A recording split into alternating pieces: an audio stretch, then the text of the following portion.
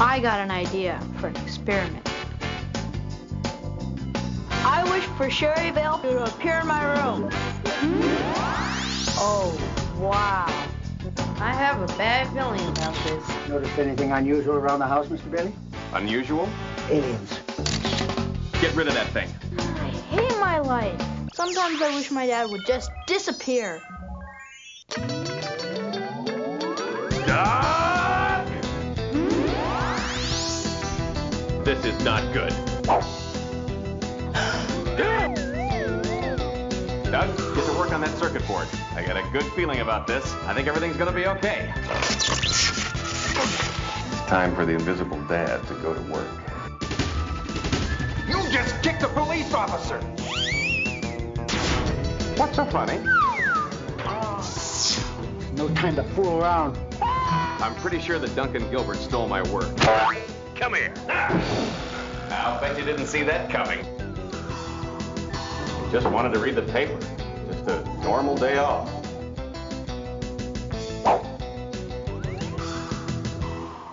Welcome to They Call This a Movie, testing the strength of friendships one terrible movie at a time. Subscribe to the podcast on iTunes and other podcast services by searching They Call This a Movie.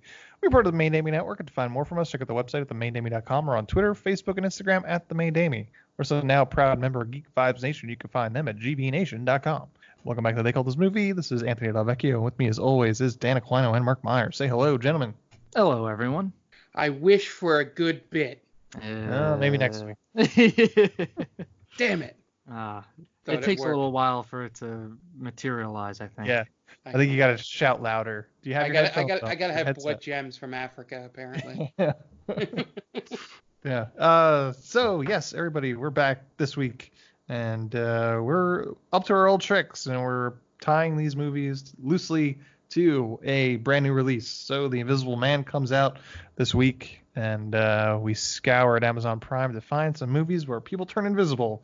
And we found none other than the classic movie from 1998 known as Invisible Dad, directed by Fred Olen Ray. Yeah. I feel like he's going to be the focal point of this podcast. This is a very interesting director, Mr. Fred Olen Ray. But Mark, it sounded like you were about to say something. No, I was just basically going, oh boy, when you mentioned his name. Yep. Yeah, guys, Invisible Dad. I'm not going to ask you if you've ever seen this movie before, because I assume the answer is no, unless Mark's going to pull one out of his ass. Oh, yeah, I have VHS I watched it all the time. I still watch this all the time, guys. I wore out 2 VHS copies of it. Yeah. So, yeah. Where are you coming from with Invisible Dad? Where are we coming from? A place of despair. A lot of unfortunate moves were made in this film. I can't imagine anyone had fun making it, right? I feel like this was a strictly like collect whatever little money they were given and just get the hell out of Dodge as soon as filming was done. This was probably shot in like a week. You think so? I can imagine. Yeah. Maybe. I don't know. Do you think there was like a whole production crew? You know what I mean? Like there was a set designer, a principal photography. Do you think they had the whole works here, or was it just kind of, Fred Olen Ray just went out and said, this is where we're shooting. You stand here, you stand there. Action. I would say that he probably had a bare bones crew, but look, it is in focus the entire time. The sound quality is fine through most of it. So he had at least a sound guy, director of photography, and probably an assistant director of photography. So there's at least maybe 3 or 4 people. I'm thinking like a crew of 10 to 12. Don't stand up for this thing, man. You don't have to do this. All right? Look, we've watched movies where the boom mic keeps falling in the shot. They have that here. It's a hand. It's a hand instead of a boom mic, though. Is there really a hand? I did not see it. Oh, yeah. When the dad goes into the police station with the mop and he attacks the sheriff. I don't know who it is. He attacks the sheriff with the mop. You see the guy's hand. I didn't see that. It's there. It's so blatant. And I never see that stuff. So if I could see it, that's unforgivable. I must have had my head down writing my notes.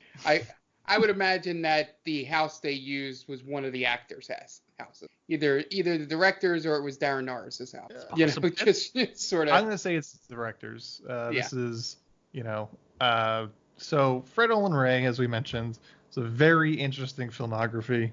He kind of made a name for himself as kind of like a cult drive-in sort of director back in the late 80s, early 90s with movies like Frankenstein's Brain, Commando Squad, Hollywood Chainsaw, Hookers, Beverly Hills Vamp, Alienator.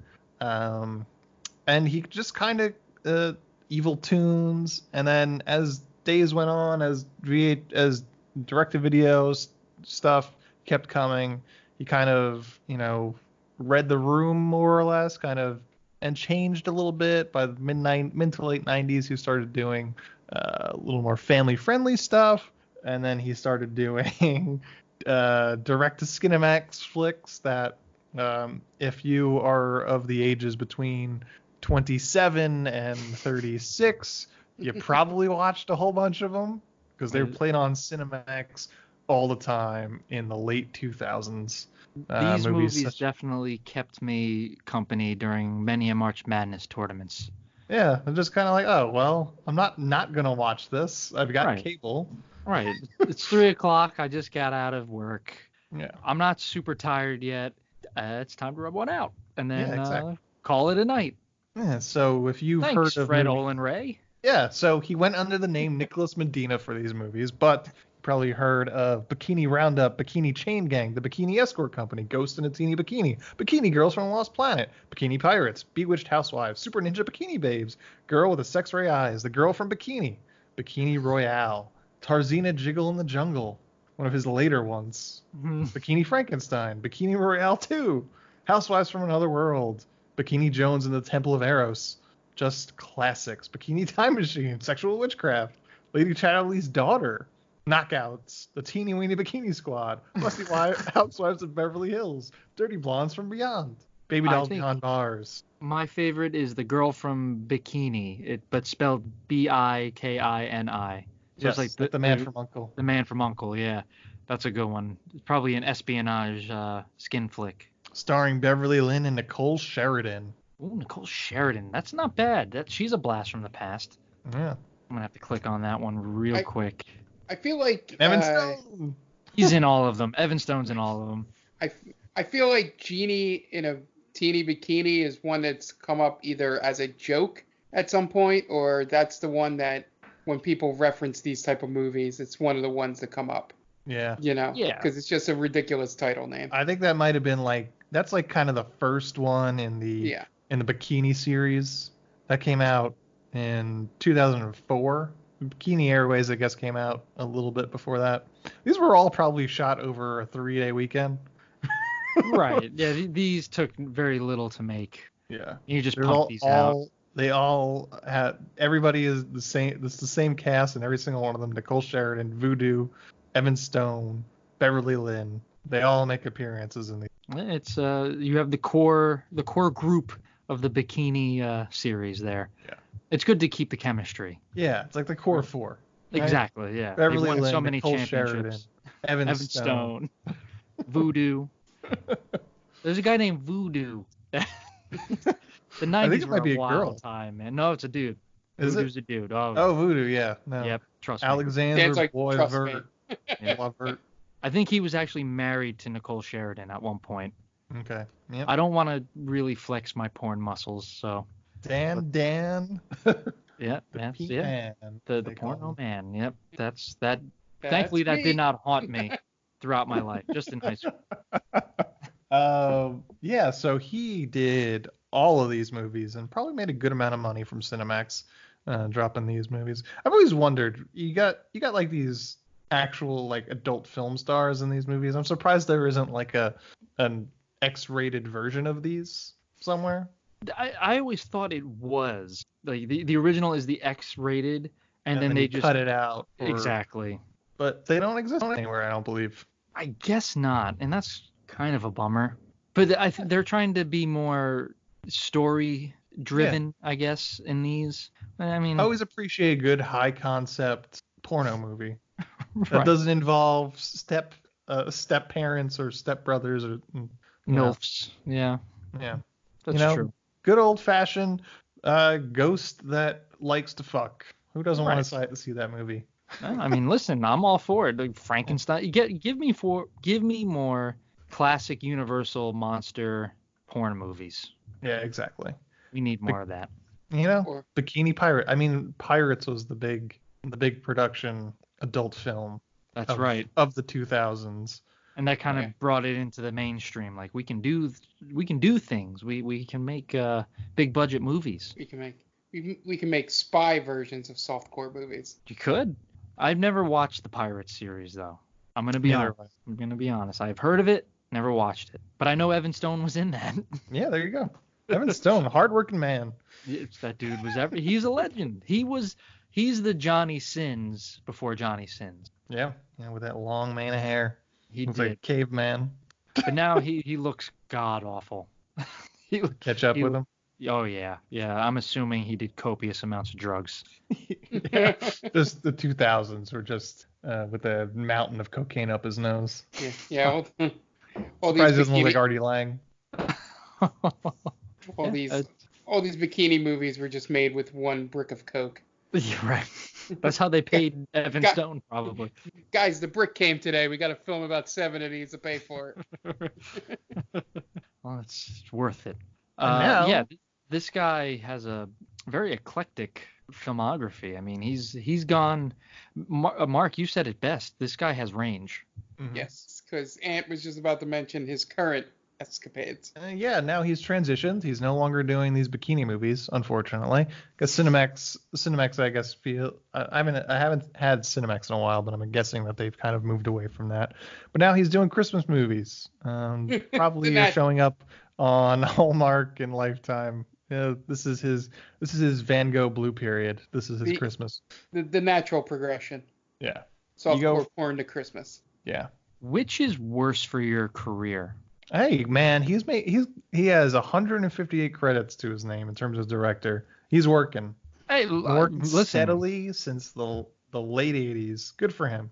Yeah, money-wise probably Christmas, because you could knock out a bunch of the softcore movies over a month and make a. Listen, I'm not knocking his work ethic. The guy works. I get it. I'm just saying, which would you be more embarrassed by? I guess the softcore porn, because I've always just been like, man, I could write like 1,000 of these Christmas movies in like an hour. So I've envisioned myself in that position. I was like, shit, give me that money. I'll do it. I could write you a story about Candace Cameron going to the Midwest and falling in love with a guy that's trying to save his parents' tree farm. And she learns not to be a corporate-minded woman. And she's going to use what she learned at that corporate job to save the tree farm. And they have a whole bunch of kids named Chris and Noel and stuff like that. Bam. Well, wrote it right now. But you see, this is why I think it's worse to be the Christmas Story director, because there's no imagination whatsoever. At least with a skin flick, you can add crazy shit in there and just kind of go buck wild. Right? I guess if you start off with, Alienator and Chainsaw Hookers, the natural progression is more towards the skin flick, because they're both B-movie trashy exploitation. Right. You're just you're like a stone's toss away from porn at that point. Right. So, and it's probably a lot easier. It's like, you film a sex scene with Evan Stone wearing a pirate hat, and then they're like, all right, let's wrap, make sure the lighting's right. Evan, put on this, this eye patch. You're now a evil spy. Right. Yeah. They put the suit on. You have a little gun. Now you're double X7 or whatever. I don't know.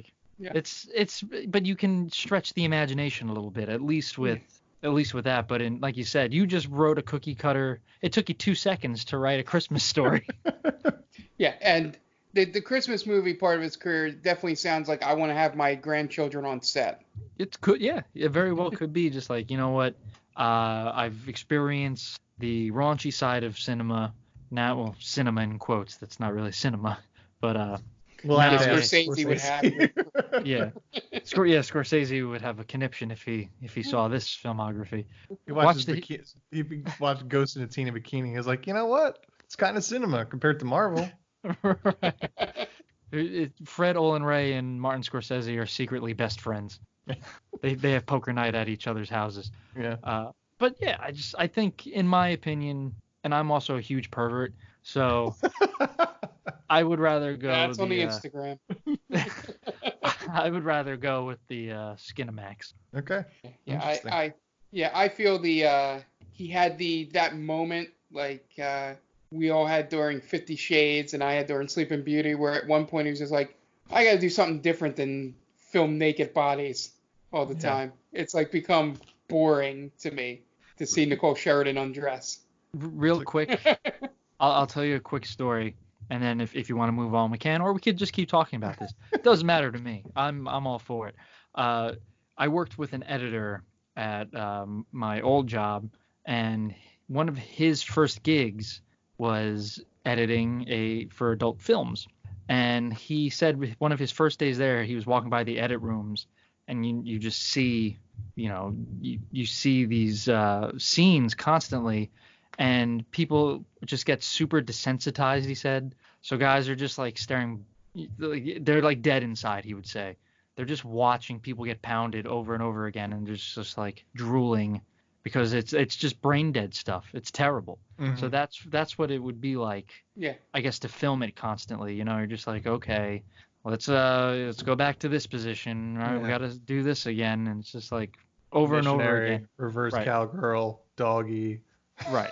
Right. I mean, there's only so many things you could do anyway, But yeah, he was telling me how bad it was because guys were just like dying essentially. They just shut off their brains because it's just not great to work with. Right. So before he went to the bikini movies and Christmas, he did some high concept kids movies in the mid 90s. That's when he did not just one, not two, not three, but 4 movies in which somebody turned invisible. Invisible Mom was first off, 96. Then our movie that we watched this week, Invisible Dad, 98. Then there is a movie called, just scrolling through, Mom's Out of Sight. And he also did a movie where a dog turns invisible too. Ooh. He did Invisible Mom 1 and 2. Did you say that? Was there? Oh yeah, Invisible Mom 2. Yeah. Look at that. That was a huge hit, I guess. It also stars Dee Wallace. There you go. From and the older brother from Malcolm in the Middle, and Mickey Dolenz from the Monkees. Man, it's too bad we couldn't find this movie. I wonder how he gets some of these people. You know what I mean? Like, because those are, a couple of them are bigger names at that point. They have rent due. I guess, yeah. It's sad to see one of those come across, right? Like the kid from Malcolm in the Middle, like, oh man, I think this might have been pre Malcolm in the Middle. Yeah. Well, I couldn't tell you when that ran. I know it was in the 90s. Right? I thought it was like 97, 98. Let's see. Justin Burfield. He was also in Mom, Can We Keep Her? Oh boy. It just 2000 Malcolm in the Middle started. Oh wow. Okay. Man, my sense of time is terrible. Yep. It's I give this guy credit for just sticking with his like niche and just, being unapologetic with it. Just collecting whatever. How much do you think you get paid for something like this? Can't be much. I'm thinking he's pulling down like maybe 20 grand. Yeah. Per project? Yeah. Okay. Probably making a nice little nest egg for him. I mean, there's probably I can't imagine more because they're probably super easy to shoot. Right. But zero budget, really. They're probably at least 2-3 weeks of shooting. Let's say 2 weeks of shooting, and then editing process probably month. Post-production stuff. That's a decent amount of time of his time. I mean, he's probably shooting another movie while he's editing the last movie because he seems to be like kind of a just a factory in and of himself. True. So now, quick question. This is important. At what point in this movie did you guys tap out? Good question. Like mentally I watched it tap twice. Out. Obviously I watched it I watched it the second time with more invested because I'm writing my notes. I think around the time of the dinner date. Okay, so you made a decent amount of the way in. Maybe What 40 about you, minutes. Mark? Yeah, I was thinking the time when I checked how much was left, and then I said, Jesus Christ, there's 41 minutes left, is probably can be considered when I tapped out. I don't know when that was. Maybe was it around the Africa thing when they did all the stock footage for Africa? Sure. When they went there, I think that was around 41 minutes left or something.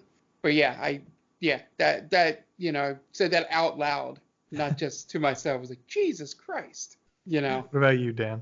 I tapped out when the opening credits. I know. I made it a little ways in. I tapped out when the son wished for the TV actress in his room. Yeah. Okay. Yeah. And then she asked some really stupid fucking questions, and then he wished her away with the dad there. I was like, okay, I'm out of here. I'm They done. reference the X-Files. They do. Yeah, this is some X-Files shit. They don't really say that though. Shit. No. That would have been so much better. This would be better. This movie would be better if it was a bikini movie. Yes, it wanted to so badly at points. Yeah. I think because Yeah, 'cause- now it makes sense why the kid is watching like a Beverly 90210 show. It's a Baywatch. It's Baywatch. It's It's Baywatch. Because Okay. it's Ocean View. Oh, that's what it was. So Baywatch. And the dad's like cool with it. Like, oh, well, you've earned a break. This kid's getting ready to jerk off, dude. This has just glimpses of horniness in this movie. Right. My dad would have killed me. He would like, why are you watching this? Especially when I'm here. Don't watch it while I'm here. Hey, it's the #1 syndicated television show in the mid-90s. Baywatch. Everyone was watching Yeah, Baywatch. Baywatch. Oh, okay. I was just say, Anthony, I think Ocean View was made up. Next, you're going to tell me the movie from Home Alone is fake. I was kind of upset when I heard that wasn't real. I thought that was an actual like old timey movie. Yeah. Movie magic, friends. Yeah. So, Invisible Dad stars Karen Black, Charles Dierkop, Darren Norris, and Mary Elizabeth McGlynn. Has an IMDb score of 3.2 and no Rotten Tomatoes score, but a 12% audience score on Rotten Tomatoes. Yeah, I guess that does sound about right. Yeah. I did want to mention I'm pretty sure because I did watch Invisible Mom as well first in order to decide which one I was gonna make us do. Pretty sure the opening titles against the stormy weather. Pretty sure it's the same for both of these movies. Well, yeah, you got to cut corners where you can, I'd imagine. Yeah. Now, did you guys notice? And maybe I'm the only one who did. One of the characters does blatant blackface in this. Who? Mr. Wiederman, the nosy neighbor. I think he was just wearing army like. I guess it's supposed to be camo, It's supposed to be green. Is but what I'm it's thinking of. black, right? Yeah. Is it just me or am I? I wonder how much that is the color saturation of whatever this was filmed on. Yeah, I don't think he was trying to pass himself off as a black person. He would be the perfect candidate for it, though. Yeah. He's got a weird. Have you ever seen that guy? Did you see that guy's nose? I have. He's Yes. a weird looking nose. That's why I'm saying this guy is like the perfect candidate to pull off or to think it's okay to do that, because I think he's a real nut job in like real life. Yeah. Charles Dierkop. He was in The Sting. He's in some big fucking movies. The name in Butch Cassidy and the Sundance Kid was Flat Nose Curry. He was the killer Santa at the beginning of Silent Night, Deadly Night Part 1. Yeah, he was. I just saw that. So this guy was in he was legit. Yeah, he's still alive too. Yeah. His nose looks more closely related to Artie Lang. Yeah. Right? Well, he did live through the 80s, man. Well, but no one partied as hard as fucking Artie, dude. Yeah. I doubt that Charles Dierkop came anywhere near Artie Lang's level. Probably not. That's a very punchable face this guy has. That might be why his nose is so flat.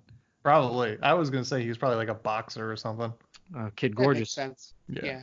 Yeah. My interesting going back to Dan's point about where you tapped out. I think I only made it those 40 minutes just because of knowing Darren Norris from Veronica Mars, and also you had brought up Fairly Odd Parents. I didn't realize that until you mentioned it, Dan, in our conversation. Oh, he about sounds and looks just like him, and it turned out to be him. Yeah.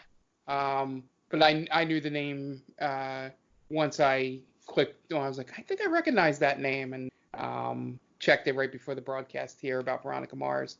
But and then Mary Elizabeth McGlynn, voice actress, does, a whole bunch of things. She voice directs now. She was guest starred, one of the more popular ones, her along with Will Friedle from Boy Meets World on Critical Role. So I was like, oh, a live action role from her. I wonder how this is. And then about 40 minutes in, I'm like, it sounds about right for a voice actor trying to do live action here.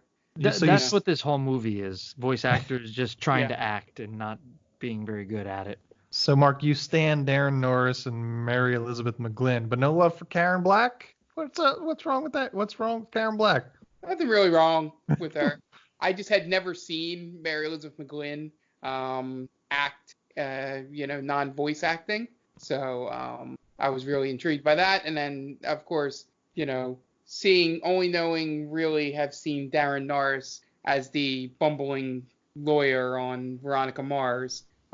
He basically almost played the same character here in this movie. But and then about 40 minutes in, I was like, it's the reason these guys are more famous for not being on camera. Yes. I get it. Yeah.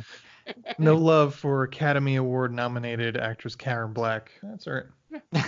Mark's a huge hater, and we know this. I am. That's true. Was she in Star Wars? Because that would explain why I hate her. She was in Nashville. 5 Easy Pieces. Now I kind of hate her. I can't imagine you've seen Nashville. Not a second of Nashville.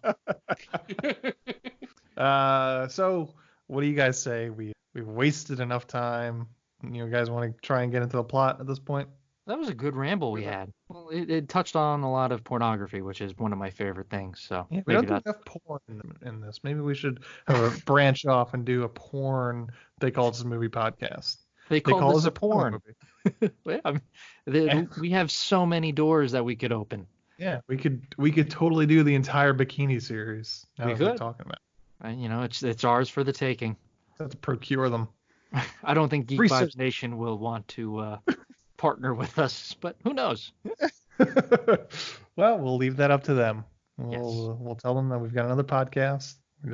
We're watching softcore pornos. That's a more interesting. So not like full on like porn. We're not going to go Dave Attell's old porn. Specifically softcore porn movies. Yeah, that's a little more friendly for audiences. We'll cover the Emmanuel series. There you go. Perfect. And we could. I'm trying to think. What I don't know. That would make her second appearance on these podcasts. Yeah, Krista Allen. Which I'm pretty sure. I'm under the impression though that Olen Ray directed a couple of Emmanuel series after Krista Allen, only because the guy that plays Rivington is in like the 2011 Emmanuel series. Okay. So, and this guy's like, I don't know. I just assume that like Olen Ray would have something to do with that too. It's possible. But didn't find out. It's not on his filmography. Wow. And in one of them, there's no director mentioned. So that's what brought me to think of that. That's a huge missed opportunity. People can get away with using different fake names or stage names and, do a rodeo during the winter. Madison Bumgarner. Yeah. Wow. That's a joke that I actually caught. There we go. Wow. I'm very happy I found that one out. The assumption that Mark has that our listeners all follow baseball off-season stories is a big one, Mark. I'm not gonna lie. I think our friend Matt Malloy would know that. Yeah. He's a big sports guy. I think he would have got that joke. Yeah, that was Matt, the least. That joke was specifically for you. So I hope you got that one. That was the least shocking baseball story of the offseason.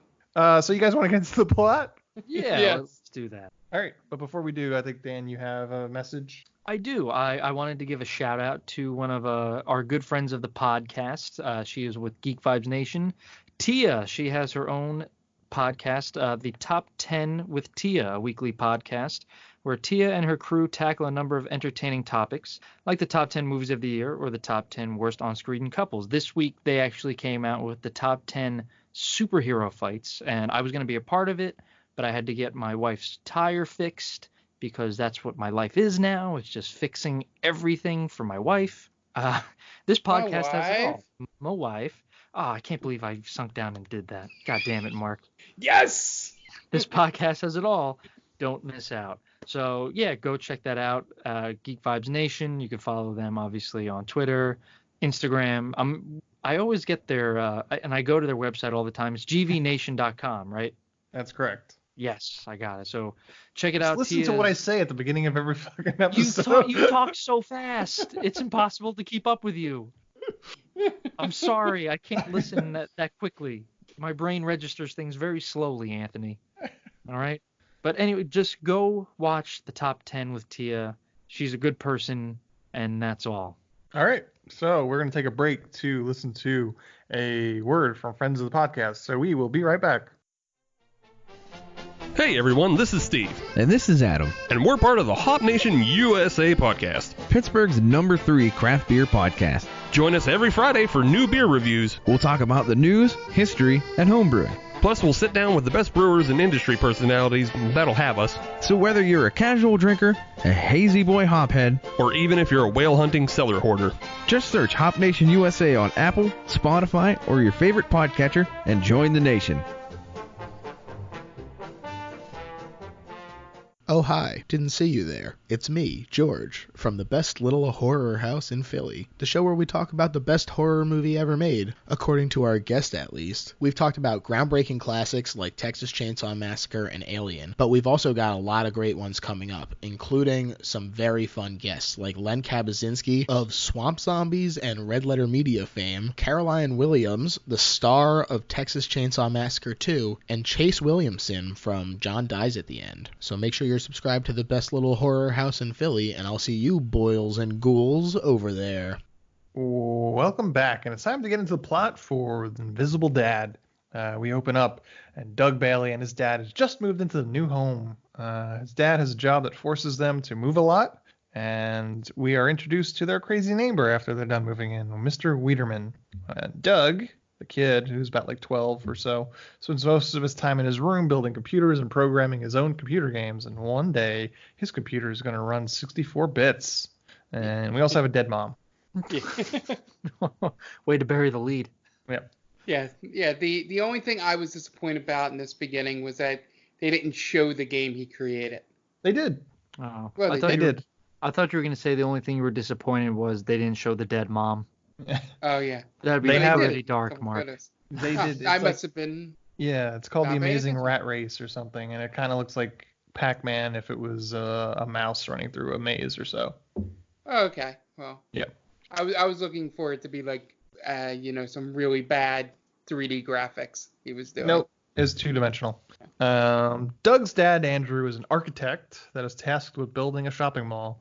Karen Black plays his boss, and I never thought of an architect as a job that would make you move around a I lot. was just gonna say. Yeah, that's true. I never thought of that either. He's either really good at his job or really terrible. bad at his job. Like, it just sounds like he's like a freelance. He just moves from town to town, building shopping malls. But like, if anytime it's been Building depicted in like monorails. depicted Right. in TV and movies, there's like they show potential for a lot of flexibility. It's like I feel like Clarissa Explains It All. Her dad was an architect and he worked from home a lot because they always had, they always have the tilted desk at home too. Oh yeah, Yeah. they like the easel. Right? Yeah, like that makes more sense. like Ted from How I Met Your Mother was an Yeah. architect, and he had a tilted desk with a T-square at home at his apartment. And Mike Brady was always home. He was an architect. I don't know. Yeah, a lot of architects I never Architect. realized. Architect is a big TV show job for some I guess reason. because they get to stay at home, Yeah, right? Yeah. You don't need to film them in the workplace. yeah. That makes more sense. But yeah, when was it Doug, Dave, Doug? Doug Who's is the kid. Doug. Doug's So the what- kid. When Doug says it in his really terrible voiceover that they move a lot, I thought he was like a military kid, an army brat or Right. whatever. And then his mom was like gunned down over, like in the Iraqi war, the first Iraqi Right. war or something like that. I don't know. That would have been more interesting. A better movie. Sure. Yeah, that's how you make the movie better. Doug's mom is shot down doing a reconnaissance mission in Iraq.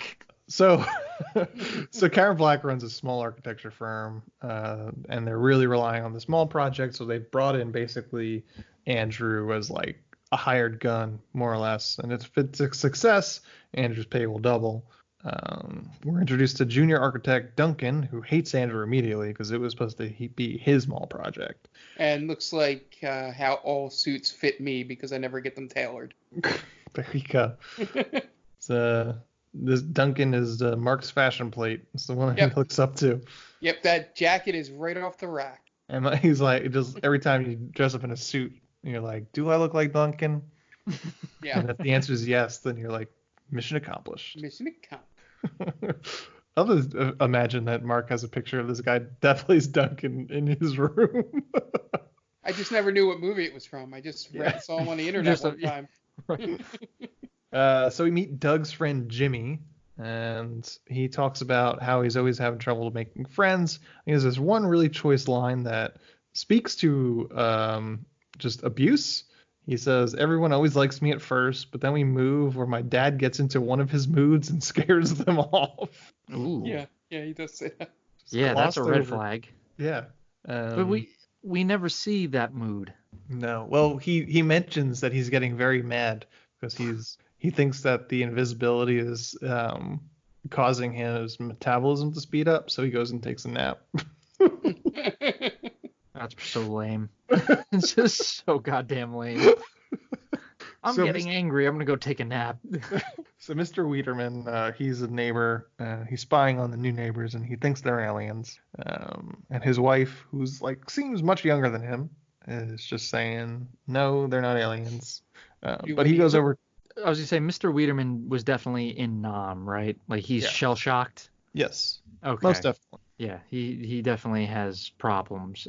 I was kind of upset that they didn't do the, I forget what show it's from, but Abner. Oh, that was from Family Guy.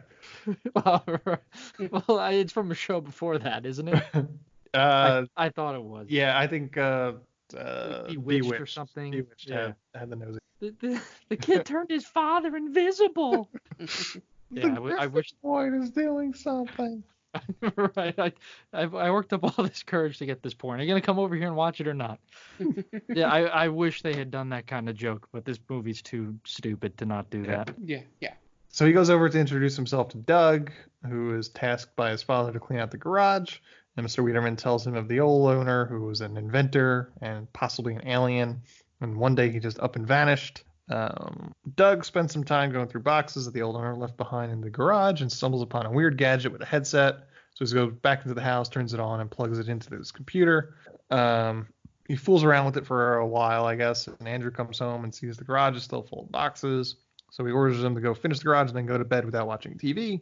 And Doug makes an offhanded comment of that he wishes it was still 4 p.m. as he's still wearing the headset. And lo and behold, he opens the garage door, and it's 4 p.m. all over again. So he realizes that this machine is some sort of magic. So he cleans up the garage the second time around. His dad comes home to him watching Ocean View, which is basically Baywatch, which is maybe set in Ohio based on the plot description of the TV.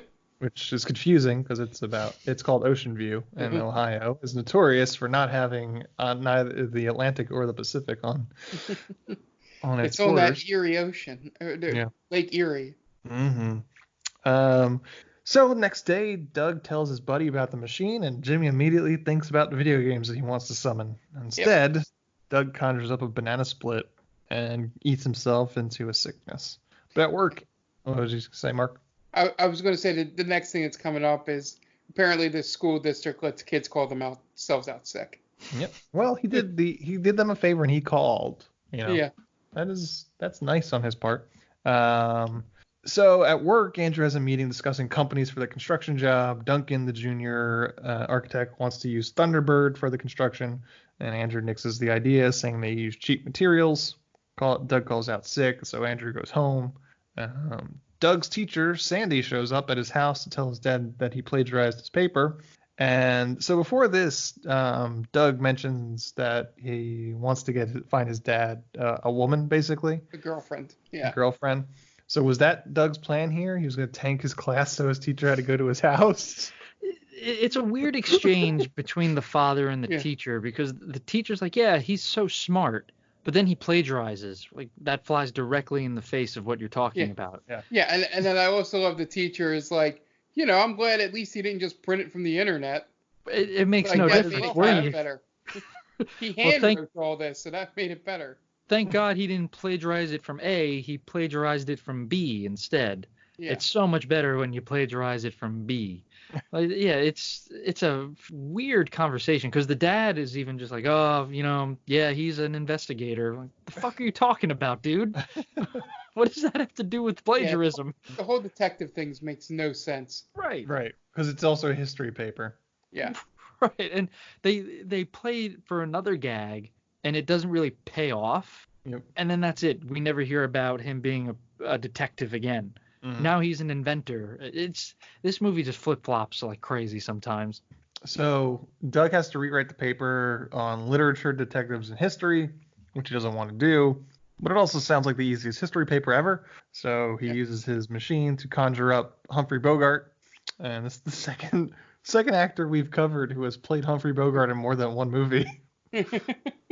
Oh, did he play Humphrey Bogart in the Killer Clown movie? It is not the same guy. Oh, okay. But I remember Humphrey Bogart in a whole bunch of movies, and this guy played Humphrey Bogart in at least 3 movies. What was the movie with Funhouse? Oh, or Funland. Funland. I was gonna say Clown with a Shotgun, but I'm sure that's a movie. Probably. If not, that's our next project. Yeah. Yes. So then Doug takes matters into his own hands to try and set his dad up with his teacher. So he calls her up to set up a time at a restaurant to talk about Doug's grades. That's his excuse. And Duncan has a meeting. Meanwhile, Duncan has a meeting with Stillwell, the contractor from Thunderbird Construction. Thunderbird is paying Duncan on the side to get the mall job. Duncan says that Andrew doesn't want to use them because he thinks they use substandard materials. And Stillwell basically just admits to everything. So of course we do. We use flour. What? Yeah. So basically explains that they cut their materials with flour like a low-level drug dealer would do. And it doesn't seem like they're paying him a whole lot to admit this. Right? No. $50,000. I mean that's a lot of money, but so he's paying Duncan $50,000 just to get the job. Right. Undercutting any other construction business. But that still seems kind of low, right? Yeah. I mean, you're admitting that you're basically using like sand for the building. This is an entire mall is going to be built with these flour bricks that are just going to collapse within the first week, maybe. A stiff wind will blow and then it'll knock it's going to have thousands of people's death on their hands. You don't think it's a class action lawsuit against them? Duncan says that'll kill like 100 people. No, you're vastly underestimating how many people go to the mall. Especially like on an opening day. Yeah. You're probably going to have, what would you say, like 8,000, 9,000 people in there possibly? Like imagine if it's a 2-story mall. People are going to just be falling right through the floor. Yeah. Oh, And then it's got a whole merchandise. Right. Yeah. There's no way this holds anything. It's literally flour. Right. I think they said they mix in a little concrete just to make it hard. A little bit of clay. A little bit of clay. That's not gonna hold it. And any inspector worth their salt is gonna notice this immediately. I mean, the brick falls apart. The brick falls apart while people are just like pulling on it. It's kind of like that infomercial for the sand when it's in water, it's super wet, but when you pull it out, it's malleable. Yeah. So that's what this is basically. It's like DAC essentially. Yeah, Duncan just taking like he's not getting enough money. That's what I'm saying. $50,000 for this? You're gonna be indicted so fucking quickly. Yeah. At least make it worth your while, man. At least ask for like $250,000. I guess it doesn't make sense for Thunderbird for that because they won't make any money on this. I guess, but Jesus, man, I mean that's such poor planning. Yeah, it's short-sighted at best. Yeah. Well, if we know anything about architects, if this goes down, he can just pack up and go to another town. Exactly. Because that's what architects do. Right. I think that's probably what he was planning. Like, all right, well, I'm heading to Bridgewater, New Jersey next, so it doesn't matter. No one's going to know. I'm going to change my name to Scott whatever and go from there. Clean bill. Yep. Stillwell slaps him in the face with a brick, as playful as you do. That with a brick, and threatens him to push the deal through. Meanwhile, Mr. Wiederman spies on Doug and Jimmy doing completely benign things like walking through the front door and just accuses them of being aliens. Doug uses the machine to conjure up Sherry Vale, the star of the series Ocean View. And Andrew comes home and sees Sherry Vale in his son's room. And then Jimmy jets Doug conjures Sherry Vale back to where she came from. And Andrew tells Doug to destroy the machine. And she has like a completely non-human reaction. Oh, yeah. She's like a robot. Instead of just going, what the fuck? Right. Are you guys aliens? Yeah. There's so much aliens talk in this movie. And there's no aliens. Yeah. Or is there? Dun, dun, dun. I don't think there are. Mr. Wiederman shows up and warns Andrew about Mr. Rivington being an alien. And then and Andrew's just like, all right, well, bye. Doug says something that he wishes his dad would just disappear. And then Andrew starts to disappear while he's trying to figure out what's going on. Doug smashes the machine. And Doug goes downstairs and sees his dad's pants pacing around the living room. Tells Doug to go get the machine now to bring him back. And Doug comes back with the smashed machine. And at this point, Andrew is now fully nude in front of his son. Yes. Obviously, his son can't see him, but he knows that he's naked. He's just freeballing it on that rocking chair. Yeah. Right, and even if it's not as God intends. Even if it's not awkward for Doug, and you'd have to feel awkward for your son, right? If you're the dad, like, yeah, I know he can't see me, but I see him, and I'm totally naked. Right, exactly. I'm breaking the law at this point. This is not good. It's not good for anybody. No. So obviously he realizes that he's sort of fucked at this moment. And then Stillwell shows up to Duncan's office, tells him that they have to get rid of Andrew, threatens to make him part of the foundation, but Duncan says he'll handle it, don't worry. Next day, Andrew dresses up to cover himself head to toe to get the paper, finds Mr. Wiederman taking pictures on his lawn, tells him to get lost. And then Doug and Andrew go to dinner with Miss Collier, with Andrew wearing a beekeeper helmet, and the waiter is not happy. No, the waiter's the best part of this movie. He is so bitchy. It's great. I can't remember exactly what he says, but there's a scene. So the waiter comes by, and the dad is like trying to get his attention, and the waiter just gives him like this burn. He burns him real good, and he walks away. Like, and you think that's it. Like, oh, okay, he said his piece. That's it. And he comes back for no apparent reason other than he was just like hoping the dad would ask for his attention, I think. He's like, please say something, please say something. And the dad just says, could you excuse me, please, or something? I was like, I don't see how I could. And then just walks away, like sachets away. Like, oh, man, he just was like, I'm going to go back there. I got another one lined up. Bam, he just drops it on him and walks away. He's the best part of this movie. My favorite part of that scene, obviously, I said that waiter was amazing, is how Doug doesn't seem to understand why it's a bad idea to probably take the dad out to dinner. Well, and then gets mad at everybody in the restaurant. They're laughing at you. Like, yeah, motherfucker, you're wearing a bee hat. Yeah. Like, Andrew understands, the dad. He's like, I know what's going down, but I'm doing this for my son. Right. He's a good dad. Yeah, for sure. And he's trying to get some of that, sweet, sweet teacher action. Yep. That pent up teacher. Now tell me that's not bliss, as they say. That's the real like, guys. That just shows guys will do anything to get there, right? Yep. Like, I'm invisible. Fuck it. I'm going out. I'll wear whatever. He probably hasn't gotten laid in 6 or 7 years, maybe. Right. Well, when was the first Iraqi war? Right, we're sticking with that story, by the way. Right, yeah. She was shot down, and she's not really dead. She's just in Iraq. Is that the mid-credit stinger at the end? Yes, yes. Yeah, we cut to like a hut in Iraq, and it's the mother, and she's doing whatever. She's planning her escape, and she's got like a fucking machine gun or whatever. She's gonna blast her way out. Yeah, and no. She gets tossed the machine gun by Revington's twin brother, the one that's missing. Oh, that's awesome. That's badass. I like So that's it. how we're making this better? Yeah, I think here so. we go. We'll just did keep it. building on it as we go. Okay. So a couple of patrons thinks it's the funniest thing in the world that he's wearing a beekeeper helmet. So he excuses himself to the bathroom, undresses, and then goes back, pours some oil on the floor, and the waiter slips and drops a whole bunch of food on them, and they leave. See, I thought there was so many better ways that he could have messed with those two customers. Yeah, I mean, Right. he usually just resorts to just beating the shit out of people. Right. Like I feel like you could have done a Mrs. Doubtfire move here where you switch the food, maybe put a lot of spicy shit in there. Mm-hmm. You know, just like, and then like they eat and they start coughing. Maybe one of them dies. That's a route that could have been taken. Other than that, maybe just beat the shit out of them. I don't know. I have the waiter just beat the shit out of him. I don't know why I'm doing this.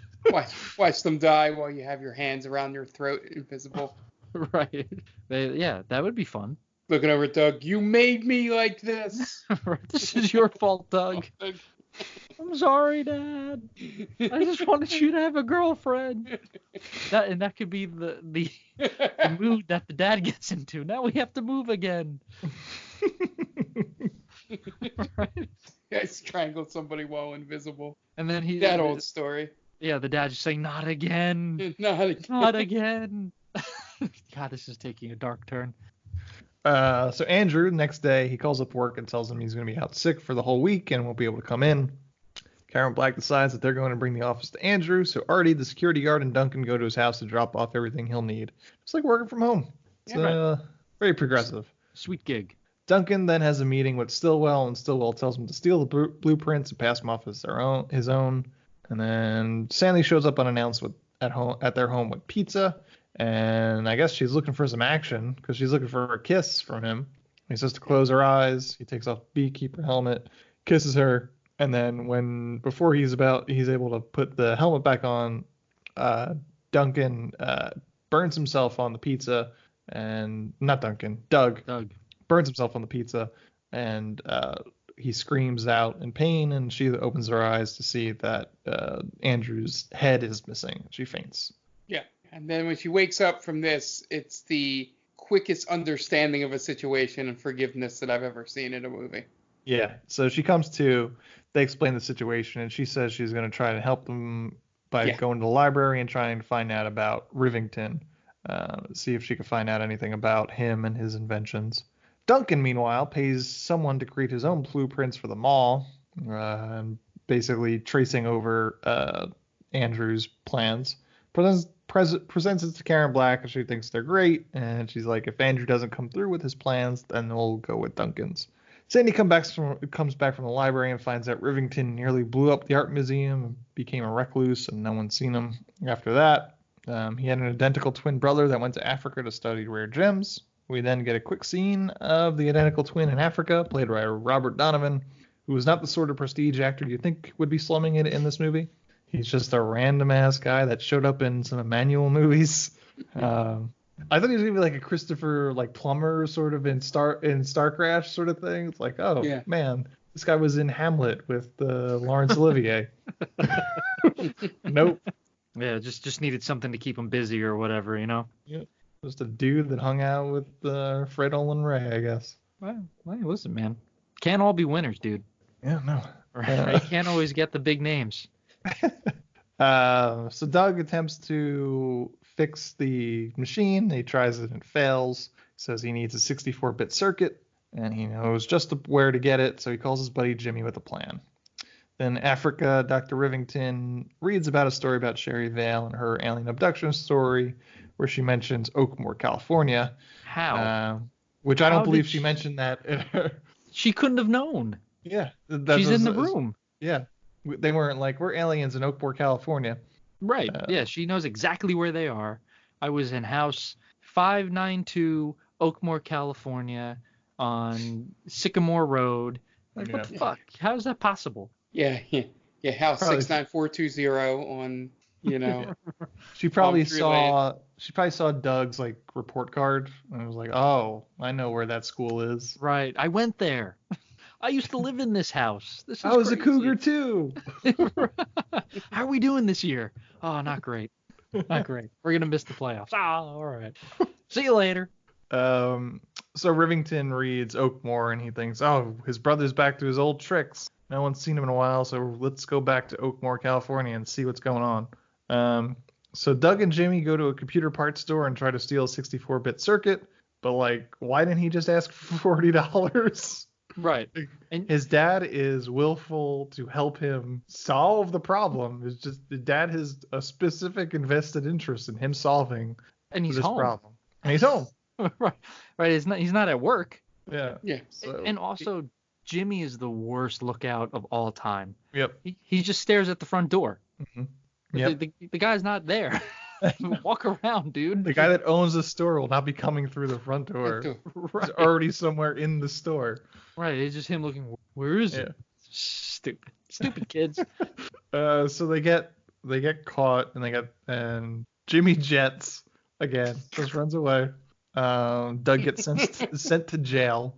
To jail. He's 12. They actually send him into like a jail cell for that.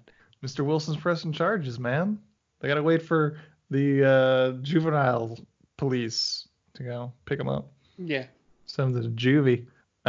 So Andrew and Sandy go to the police station. Mr. Wilson owns an electronics store, plans to press charges, and Mr. Wilson starts off at an 11.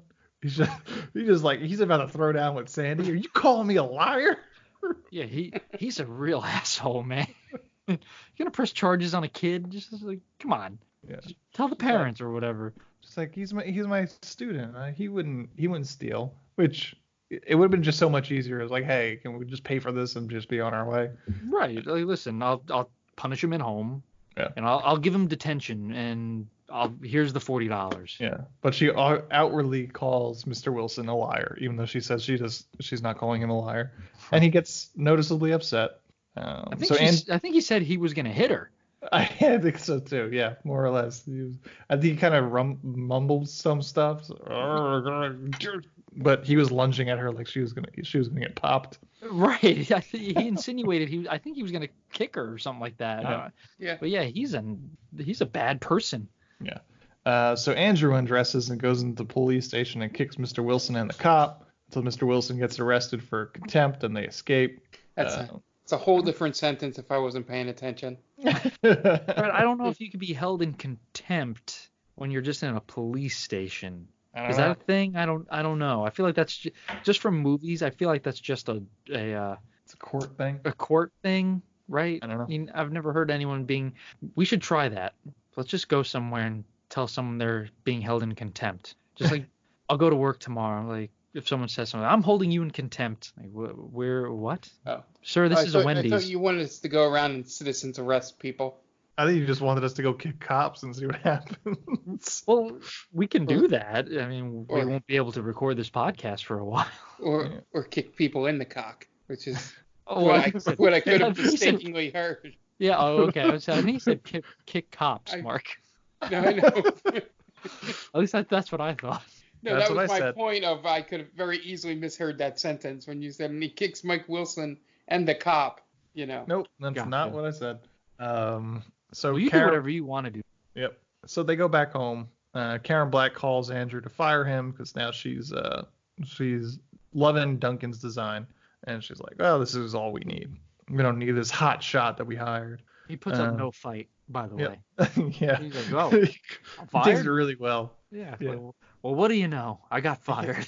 His performance gets very different when he's invisible. It gets very voiceover. Yeah. Like voiceover actor. It becomes very cartoonish. Why I oughta. He does stuff like that. Yeah. So then he hangs up the phone and he's just like, I bet Duncan's behind all this. I bet he stole my designs and I could prove it. Yeah, but he has to figure out a way to expose Duncan because he's still invisible. Then from out of nowhere, Dr. Rivington shows up to the house and meanwhile the neighbor thinks that he's back from the dead. Yep. They're like, no, that was my brother. And then meanwhile, Artie, the security guard, confronts Duncan about stealing Andrew's plans. Duncan knocks him out and ties him up. And Dr. Rivington tools around with the gadget and uncovers the blueprints for how to fix it. So Rivington and Doug get to work. Andrew gets frustrated, so he goes to lie down for a while. You're so lame. What a lame dad thing to do. Yeah. So Stillwell sends a bunch of goons to the house to make sure Andrew doesn't make to the presentation. Rivington and Doug attempt the machine, but it doesn't work. Sandy and Andrew get an idea and decide to go to the presentation. And the presentation begins, and Sandy and Andrew show up in the office. Rivington finally reveals that he knows what's missing. It's some gem that he found. I don't 100% understand where he found the gem. It was on the beekeeper hat. So I thought it was like honey. Yeah, that's what I thought too. Right? Or like amber, I guess. Yeah. I don't know. It was either honey or amber. I couldn't be honest, but it's bullshit, whatever it is. It's a blood gem from Africa. That's what it was. Yep. That's 100%. Thank God I brought this blood gem with me all the way from Africa. He says he gave it to his brother, so it is definitely from him from his African travels. So they show up at the meeting, and during the meeting, Andrew, as Invisible Andrew, attacks Duncan and forces him to sexually assault one of the clients. And I forgot about that move. That's a very weird move in this film. So Andrew excuses himself. Duncan excuses himself to the bathroom to get cleaned up because Andrew also made him drop champagne on himself. And then Andrew just beats him up in the bathroom. He tries to bargain. Duncan tries to bargain with Andrew, said, "I'll give you whatever you want." Andrew asks him to admit that he sold his plans, and he says no because Stillwell will kill him. So he just knocks him out and takes his clothes. Meanwhile, Artie breaks out of the restraints. Rivington and Doug get the machine to work, and Doug wishes to bring his dad back from invisibility, so it works. This is where Andrew steals his clothes, so he takes a suit. Rivington and Doug leave the house, and the goons threaten them with crowbars. Rivington fights them off while Doug wishes them away to prison with Mr. Wilson. Jimmy also shows up and throws a newspaper at them. Andrew shows up to the presentation and tells Karen Black about Duncan stealing his plans. Shows his initials hidden in the plans, so proves that it was his plans all along. And Stillwell tries to escape with his kickback money. Artie interferes and gets his ass kicked, but shows that the building materials are garbage. Andrew gets his job back, and Duncan runs off ashamed. Then we have kind of like a postscript scene at the house. Rivington scares off Mr. Witterman with an alien mask. So Witterman goes home and he's like, "I'd prove that it's an alien." And then Mr. Witterman's wife is an alien, it's revealed. Yeah. She puts down her newspaper and she reveals herself to be an alien. They're already here. Yeah. Mm-hmm. Very lackluster. Yeah. Then Rivington decides he's going back to the jungle, and he takes the gadget with him, and before he leaves, he uses the gadget to summon Sherry Vale, and they go off to the Serengeti together. So he kidnaps her. I was going to say that. Yeah. Yep. He kidnaps Sherry Vale and presumably does things that she doesn't want him to do to her. Oh, yeah. He's basically a human trafficker at this point. Yep. Yeah, that's 100% what he is, Mark. How would you like to go to the Serengeti? I'd like to go home. Not too fucking bad. Yeah, she thinks she's going for Italian food. Right, yeah. I love Italian food. Like, oh, this is going to be so much easier than I thought. Yeah. She doesn't even have a passport, I'm assuming. She's only wearing a bathing suit. Oh, it's the 90s. Yeah. Right, sure. Yeah. Terrorism hadn't been invented yet. Yeah, but passports still existed, guys. Yeah, too bad. Oh. Did it? Yes, passports were that thing before 9/11. I think yeah, you're gonna have to Google my that. joke was that you could bribe, an airport security guy. Just let her on. She's fine. She's cool. She's with me. Well, she's Are also you suggesting that the people that work for the TCA aren't all upstanding, the letter of the law people? 100%. Man, you're gonna piss off the wrong people. There was no TCA. We're gonna move on. There's people that worked at the airport. Why can't I? TSA. TSA. I'm sorry. Yeah, cut that out. For sure, cut that out. Nope. Oh, god damn it. So then it gets super dark at the end where Doug wishes he had the machine back so he could ask for his mom back. Yeah. He could have done that at any time in the beginning, but nope. Oh, yeah. Why didn't they do that? There's so many things that he could have done. Nope. He just really wanted. He wanted to. What was his plan with Sherry Vale? Was it to give to his dad, or was he gonna try and fuck Sherry Vale? I think he wanted it for himself. Spank bank material. Yeah. Yeah. 100%. Show me your tits. Right. And also to show off for his friend. Right. Oh yeah. Jimmy popped a huge boner at that moment. He definitely did. And the one thing. Why you ran away? The one thing that really annoyed me was when the dad sees that he has this awesome machine that defies space and time and logic, and the kid goes, "We can make so much money," and he says, "We work for our money here. Don't be that guy. All right. There's nothing wrong. You're not stealing. Nope. Right? I can understand you want to teach your kid about responsibility and hard work, but come on, my man. Yeah, you're just redistributing the wealth. Right. Mm-hmm. When you get a miracle, you don't fucking say no to it, all right? That's right. You don't do that, all right? You're spitting in the face of everyone who needs that money. All right, dude? Don't be that guy. All right? To the listeners out there, if you come across or invent a machine that grants your wishes, the first thing you should do is just ask Wish for more wishes. Money. Well, I don't think there's a limit, Mark.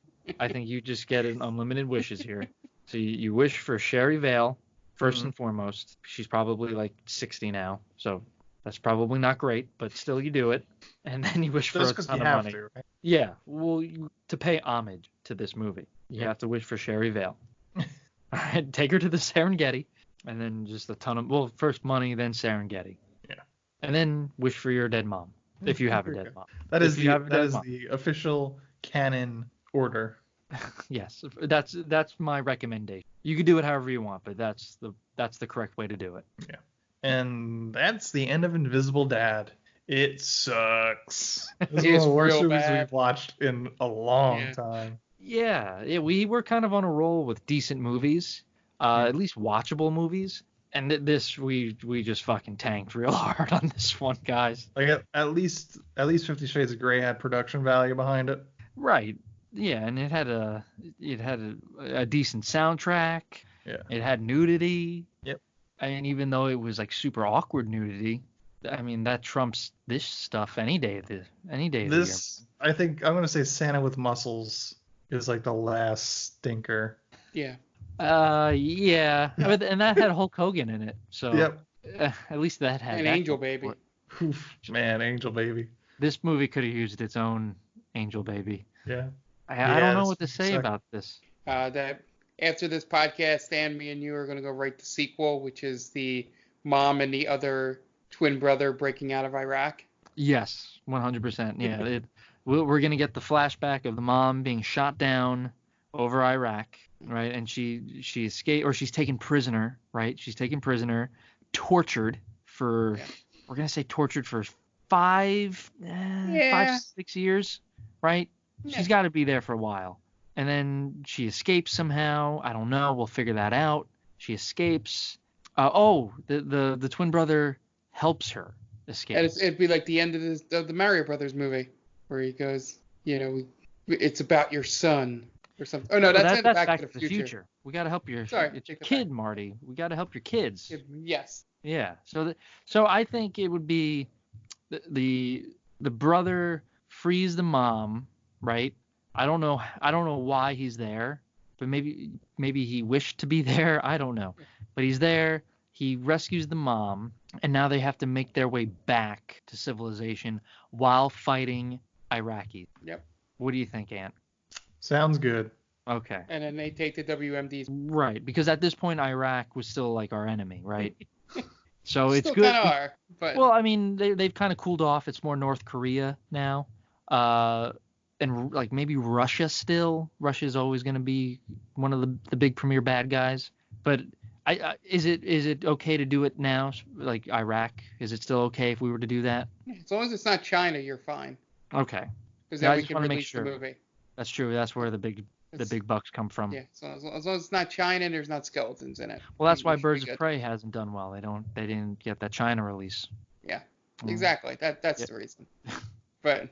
So Ant, what did you think other than that this movie sucked? Is that it? Yeah, I mean, this should have been his first bikini movie. That would have been more interesting. I don't know if there's anything that he could have done to make the. There's nothing this guy's ever done that's interesting, really. Just, I think it's more shock value that he's done. Like, these movies they're not even. It's a disgrace to call them cookie cutter. Yeah. Because these movies are just shit. It's just total shit. And I get that there's I guess in Hollywood or in the filmmaking business, however you want to call it, you're always going to have, obviously, your upper echelon guys, and then you're going to have your mid-tier, and then you're going to have, this fucking guy. But, god damn it, I wish this didn't exist. I wish guys like him didn't exist, because we don't need these movies. These are useless movies. They're useless. What do? They're good for this. That's it. Are you talking specifically this movie or like his entire filmography? I would say his entire filmography is just complete shit. I've only seen one of his movies. Well, that's not true. I've gone on record saying I've probably seen a number of the Bikini movies, but they're shit. They don't even do that well, probably. Yeah, you've only seen them 2 minutes at a time. Well, give me a little credit. All right, 5 minutes, depending on if I'm tired. Yeah, I mean, there's plenty of plot in there too. You're just not jerking it the whole time. That's true. I mean, and the women are attractive enough, obviously. I don't want to get into that. Regardless, I'm not digging down that hole. This is the backdoor pilot for our new podcast. Yeah.